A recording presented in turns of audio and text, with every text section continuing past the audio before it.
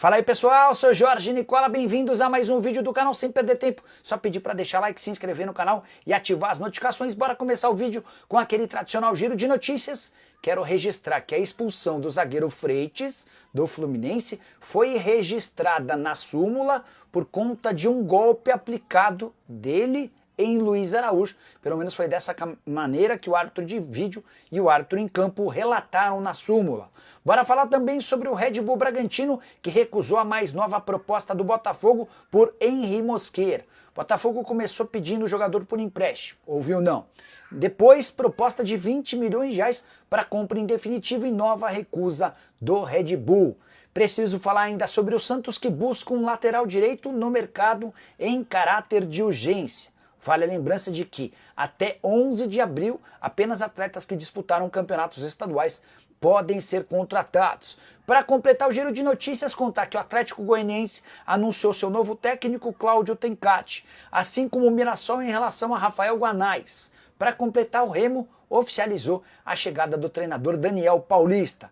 A saideira do giro de notícias, Pedro Raul segue bem com a camisa do Ceará. Agora são 4 gols em 4 partidas pelo Vovô. Hora de falar sobre o futebol brasileiro e a pré-Libertadores.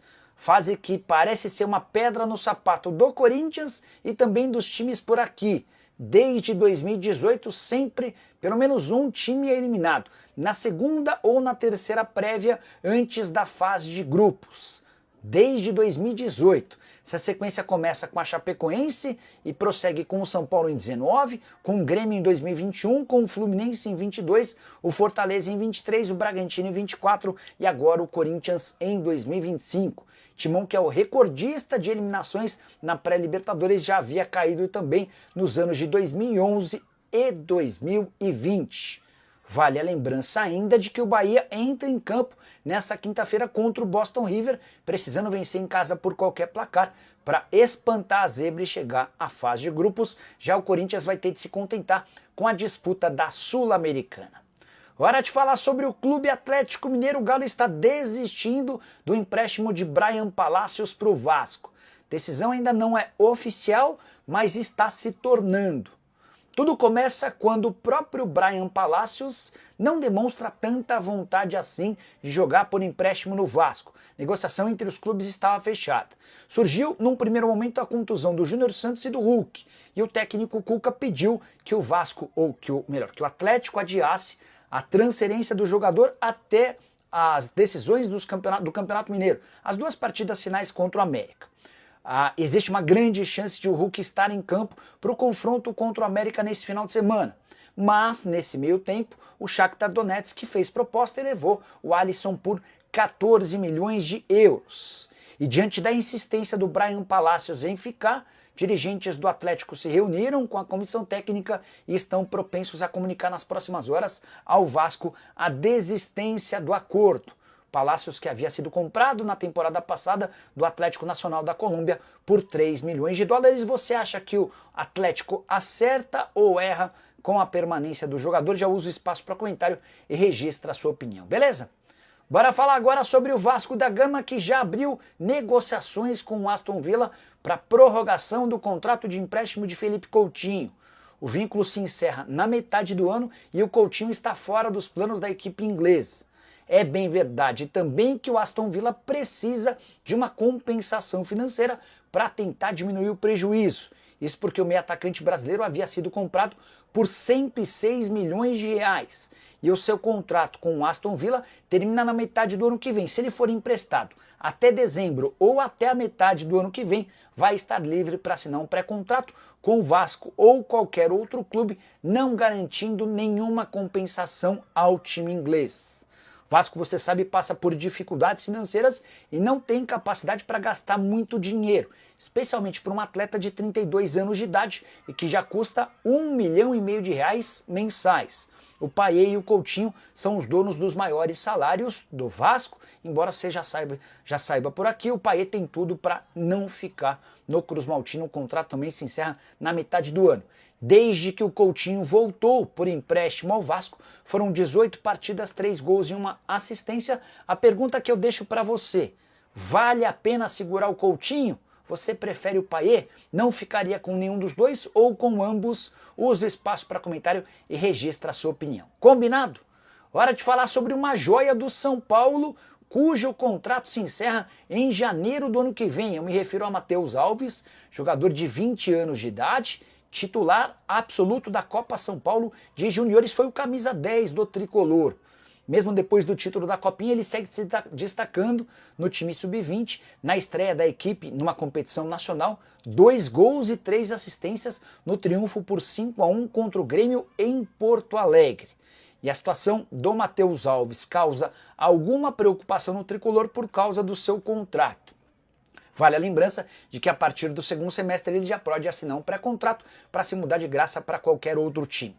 Importante lembrar também que antes da Copa São Paulo de Juniores, houve uma determinação do Douglas Schwartzman, que é o diretor da base, que só jogariam atletas na Copa São Paulo que tivessem contrato longo. Mas, por alguma falha administrativa dentro de Cotia, permitiu-se que o Matheus Alves jogasse a Copinha, mesmo com um contrato mais curto. Para evitar qualquer problema, o São Paulo já fez uma proposta ao Juliano Bertolucci e recebeu uma contraproposta que não está distante daquilo que o São Paulo pode oferecer. Até por isso, existe otimismo no Morumbis e também em Cotia em relação à permanência do atleta. Jogador que na temporada atual soma 9 jogos, 3 gols e 6 assistências no sub-20, pelo time principal esteve em campo em 2 oportunidades.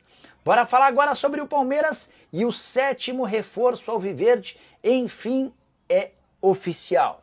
Lucas Evangelista será anunciado a qualquer momento, mas ele foi aprovado nos exames médicos e será reforço alviverde. Operação de 4 milhões de euros ou 24 milhões de reais. Dessa maneira é possível cravar que o Palmeiras alcança a marca de 440 milhões de reais de investimento com contratações em 2025. Vale a lembrança de que o Evangelista já havia se acertado com o Palmeiras na semana passada, mas na primeira rodada de exames o Palmeiras constatou uma alteração e o submeteu a um segundo teste, que aconteceu nessa segunda-feira. Na quinta pela manhã, ou seja, nas últimas horas, surgiu o resultado aprovando a contratação do Evangelista. Ele se junta ao Verdão, mas não tem condição de disputar a final do Campeonato Paulista. O prazo de inscrições na competição já se encerrou. O Evangelista passa a ser a alternativa para o Super Mundial de Clubes, para a Libertadores da América, Copa do Brasil e também Campeonato Brasileiro. Só para completar sobre o Verdão, vocês lembram de Riquelme Felipe? Atacante que é destaque no time sub-20 e que já havia tido uma proposta do Nottingham Forest na temporada passada, certo? O Wolverhampton é o mais novo interessado e o clube inglês que disputa a Premier League sugeriu uma oferta de 6 milhões de euros fixos, mais dinheiro em bônus. Palmeiras ainda não se posicionou. Para fechar o vídeo para falar sobre o Corinthians, Ramon Dias será demitido pelo Timão caso não vença o Campeonato Paulista. O recado ainda não foi completamente dado ao treinador, mas essa decisão já está tomada pelos homens do departamento de futebol.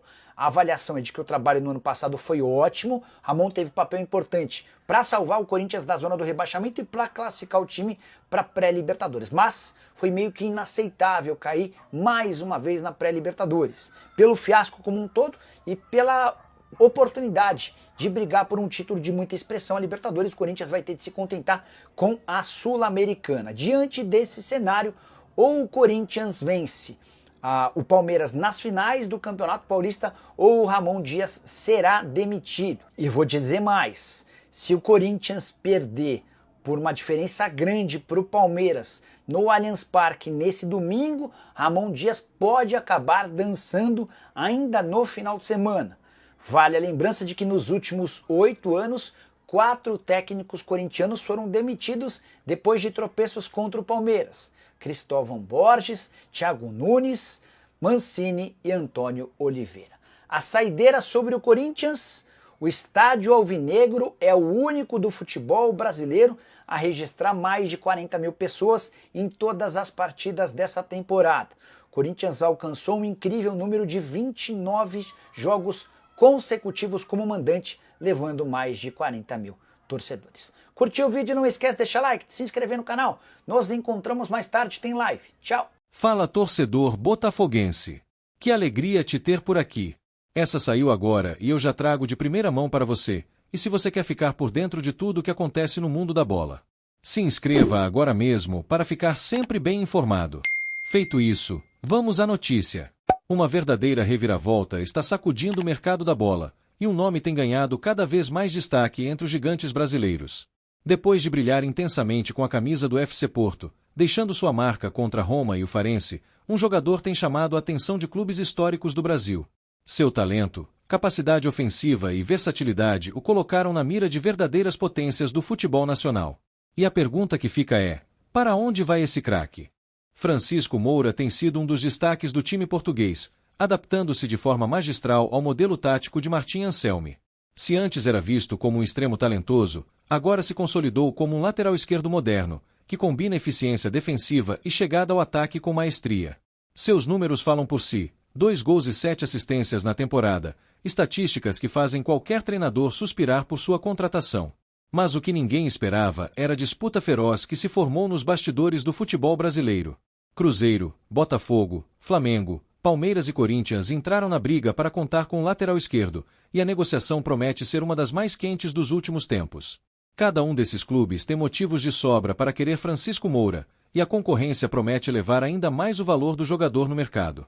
O Cruzeiro, em plena reconstrução sob a gestão de Pedro Lourenço, busca reforços pontuais para voltar ao protagonismo. A lateral esquerda tem sido um ponto de atenção, e Moura poderia ser a peça ideal para elevar o nível do setor. Já o Botafogo, com John Testor investindo pesado na montagem de um elenco competitivo, vê no jogador uma oportunidade de ouro para fortalecer sua defesa e ao mesmo tempo ganhar uma nova arma ofensiva. Por outro lado, o Flamengo, conhecido por sua política agressiva de contratações, não quer ficar para trás. O rubro-negro sabe que precisa de reposições qualificadas para manter sua hegemonia no futebol brasileiro e sul-americano. Francisco Moura, com sua capacidade de apoiar o ataque e recompor defensivamente, encaixaria perfeitamente no esquema da equipe carioca. O Palmeiras, sempre atento ao mercado, também não quer perder essa chance. Abel Ferreira, técnico que conhece muito bem o futebol português, pode ser um trunfo na negociação.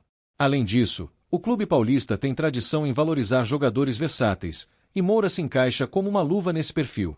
E claro, o Corinthians, que vive momentos de reformulação, também vê no lateral esquerdo uma peça estratégica para reforçar seu elenco.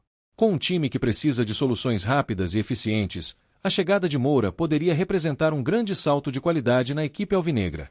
Diante dessa disputa acirrada, o que se sabe é que o FC Porto não facilitará a saída de seu jogador sem uma compensação financeira significativa.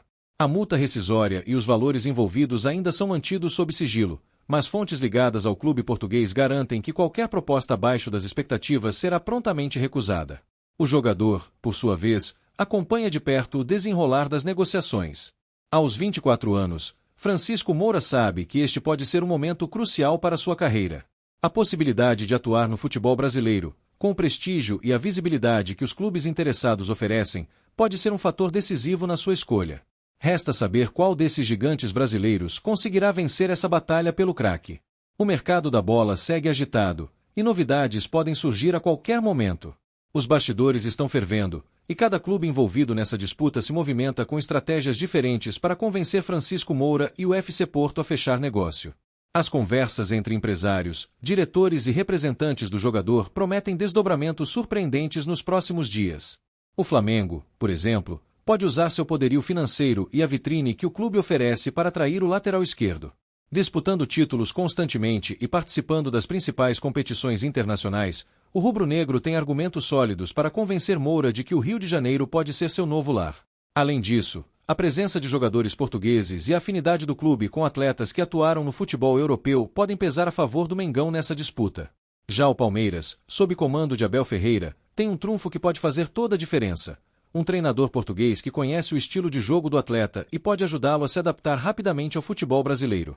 O Verdão também é um dos times mais organizados financeiramente e pode oferecer um projeto esportivo ambicioso a Moura, com a chance de disputar títulos nacionais e internacionais com um elenco altamente competitivo. Por outro lado, o Corinthians, mesmo em fase de reestruturação, ainda tem um peso enorme no futebol brasileiro. A torcida apaixonada, a grandeza do clube e a necessidade urgente de reforçar o elenco podem fazer com que o Timão entre com força na disputa. A lateral esquerda tem sido um setor carente no elenco corintiano, e Francisco Moura poderia ser a solução ideal para essa lacuna. O Cruzeiro, que busca sua recuperação no cenário nacional, vê no lateral uma peça-chave para elevar o nível da equipe. A gestão de Ronaldo Fenômeno tem trabalhado para trazer nomes que realmente façam a diferença, e Moura se encaixa no perfil de jogador jovem, com potencial de crescimento e experiência internacional. Se o clube celeste conseguir convencer o atleta de que será protagonista no projeto, pode ganhar vantagem sobre os concorrentes. E o Botafogo? Com John Textor investindo pesado no futebol brasileiro e buscando tornar o Glorioso uma potência nacional e internacional, o clube carioca tem condições de fazer uma proposta ousada para contar com Francisco Moura. A estrutura oferecida pelo projeto SAF pode ser um atrativo, além da possibilidade de atuar em um time que vem crescendo e surpreendendo temporada após temporada. Agora, torcedor, queremos saber sua opinião. Para qual desses times Francisco Moura deveria ir? Você acha que ele se encaixaria melhor no Flamengo, com seu elenco estrelado? No Palmeiras, sob o comando de Abel Ferreira? No Corinthians, buscando ser protagonista? No Cruzeiro, em reconstrução? Ou no Botafogo, um projeto em ascensão? Deixe seu comentário, ative as notificações e continue acompanhando todas as movimentações do futebol conosco. Fique ligado, porque essa novela está só começando, e a qualquer momento podemos ter um desfecho surpreendente.